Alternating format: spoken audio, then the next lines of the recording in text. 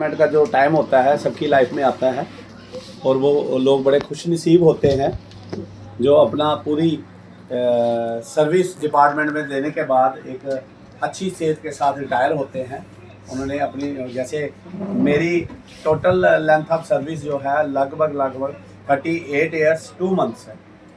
यानी मेरी अभी रिटायरमेंट जो सही होनी थी 27 में होनी थी, तो लेकिन पुराने टाइम में एज ऊपर नीचे करते थे, तो बहुत ज़्यादा जो मैंने अपनी सेवाएं जो है एजुकेशन डिपार्टमेंट में बतौर टीचर, बतौर लेक्चरर और एज ए प्रिंसिपल मुझे लगभग 15 साल प्लस टाइम हो गया।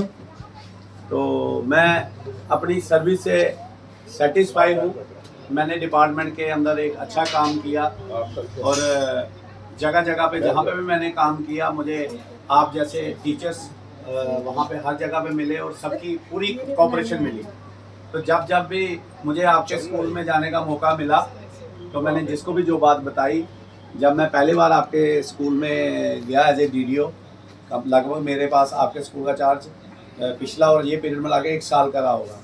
तो आपके पहले भी DDO रहे, तो अभी आपने रिसेंटली देखा होगा नए डायरेक्टर साहब ने ऑर्डर करा जैसे सेशन ख़त्म हुआ इंस्पेक्शंस करो। तो उसके पीछे यही पर्पस था कि बड़े सारे जो छोटे स्कूल्स होते हैं प्राइमरी मिडिल में ऑडिट नहीं होता, तो टीचर्स को पता नहीं होता कि क्या फॉर्मेलिटीज़ करनी है।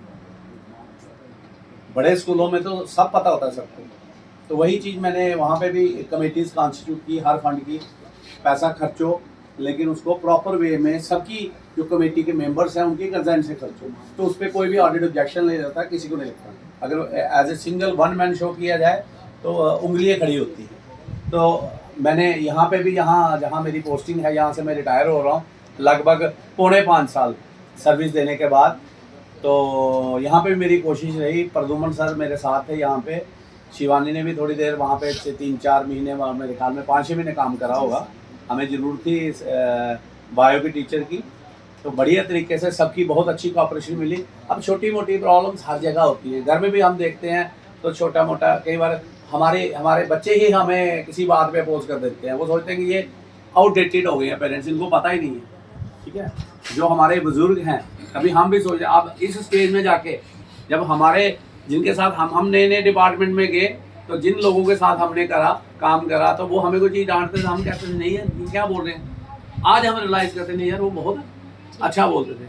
तो हमारे सर एक रहे हैं, प्रदुमन सर ने भी काम किया, चुनीलाल शर्मा जी, वो डाइट प्रिंसिपल रिटायर हुए थे, तो भगवान उनकी आत्मा को शांति दे, ब्रह्मऋषि बामना में रहे। तो उनका सबसे ज़्यादा प्रायोरिटी होती थी कि बच्चों की पढ़ाई, बच्चों का वेलफेयर, टीचर की नहीं परवाह करते थे वो। तो हम उनको कहते थे भाई टीचर की भी प्रॉब्लम सुना करो। हमने गढ़ी में काम करा उनके साथ, तो उनसे एक ही चीज़ हमने सीखी कि जिन बच्चों की बदौलत हमें रिस्क लगा है और पूरी उम्र हमने उनकी बदौलत पेंशन भी लेनी है, हमारे बच्चे अच्छे स्कूलों में पढ़े, अच्छी एजुकेशन ली, तो हमें उन बच्चों के लिए करना। उस सिलसिले में कई बार हमें क्या होता है, हमें कुछ टीचर्स को डांटना भी पड़ता है।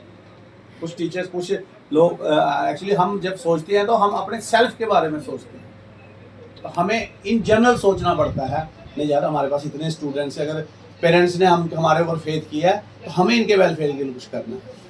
तो मैं दिल की गहराई से आप सबका बहुत आभारी हूँ कि मैंने आपने मुझे बड़े दिनों से बोल रहे थे, तो टाइम ही नहीं था, बड़ा कम समय था, तो बहुत एंजॉय किया हमने पार्टी में।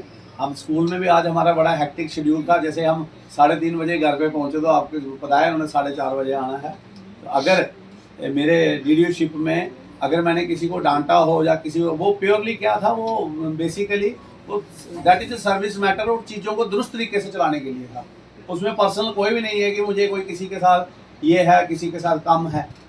ठीक है, वो हम सबको एक नज़रिए से देखते हैं। तो मैं इन लफ्ज़ों के साथ आपका बहुत शुक्रिया अदा करता हूँ और आपको बेस्ट विशेस देता हूँ कि आपने इतने बढ़िया पार्टी जो है यहाँ पे ऑर्गेनाइज करी। लेकिन मैंने बोला था ये भारत भूषण जी कोई एक गाना सुना देते, कहते मैं डांस ही करके बताऊंगा स्कूल में। Thank you, have a nice